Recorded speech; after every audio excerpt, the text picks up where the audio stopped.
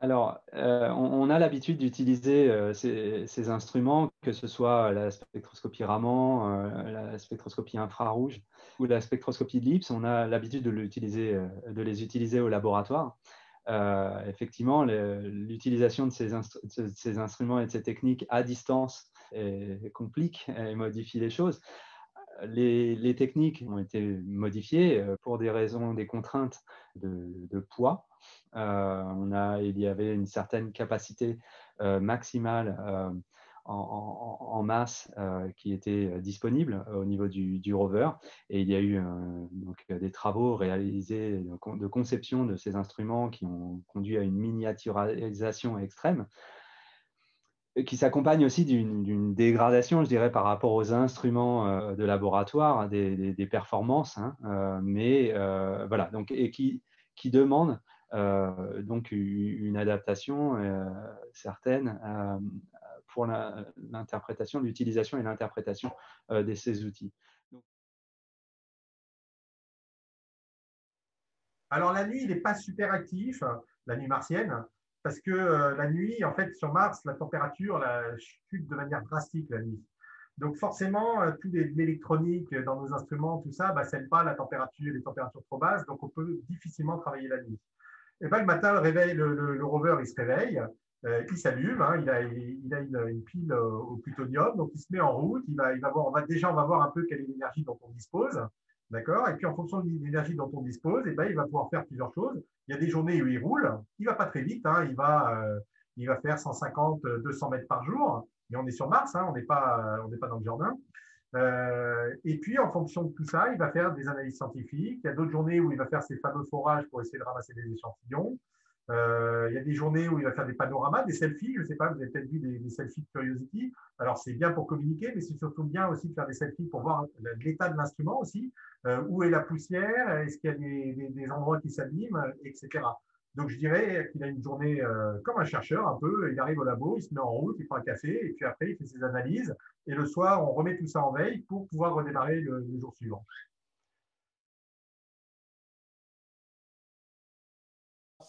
L'idée, c'est qu'on va participer aux opérations, c'est-à-dire on va traiter les données qui vont être collectées par le rover, et puis on va reprogrammer le rover pour la journée suivante, et ça a lieu tous les jours. Donc évidemment, on n'est pas tout seul, hein, il y a toute une équipe de scientifiques qui va participer à ce travail, mais tous les jours, il va y avoir une dizaine d'heures chaque jour où, que ce soit les Américains ou les Français ou les Espagnols, on va traiter les données, on va discuter ensemble de ce que ça nous apprend, on va choisir ensemble ce qu'il faut faire le jour suivant, et on va renvoyer ces commandes au rover. Et donc, ça va prendre beaucoup de temps, mais ça va être à la fois... ouais, ça va être prenant, mais ça va être passionnant. Voilà, on va piloter un rover qui est sur une autre planète. C'est génial.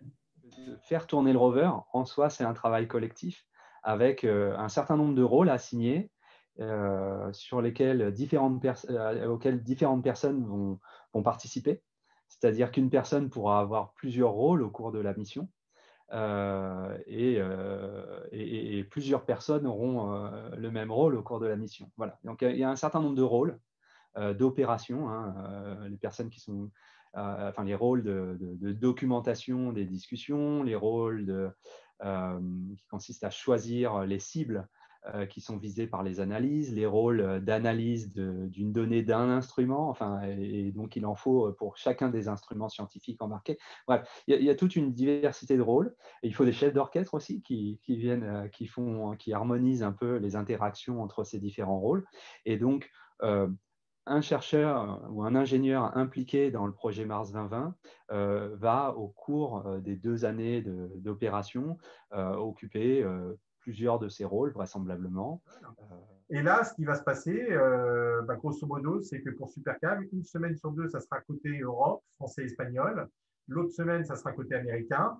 Et puis, l'exploitation, le partage des données est complètement géré entre les deux équipes.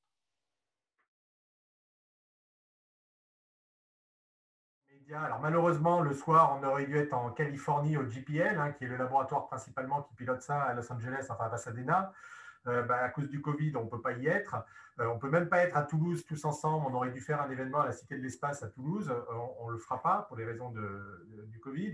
Donc, il y a des événements médias à droite à gauche. Moi, je vais faire ça avec mes enfants, avec ma famille, puisque mes enfants ont vécu le projet depuis le départ et surtout vont le vivre dans les projets à venir.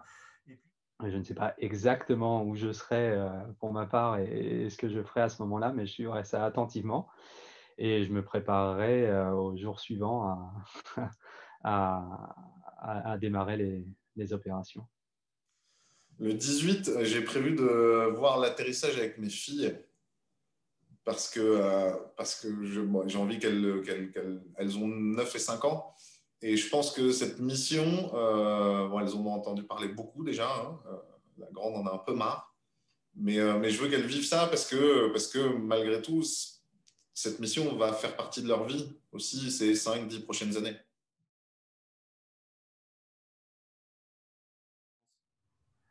alors, j'espère qu'il va être persévérant en persévérance. Alors, donc, nominalement, hein, la mission est prévue pour 22 mois. Voilà. Là, ce sera, disons, un succès. C'est une persévérance sera une pile atomique.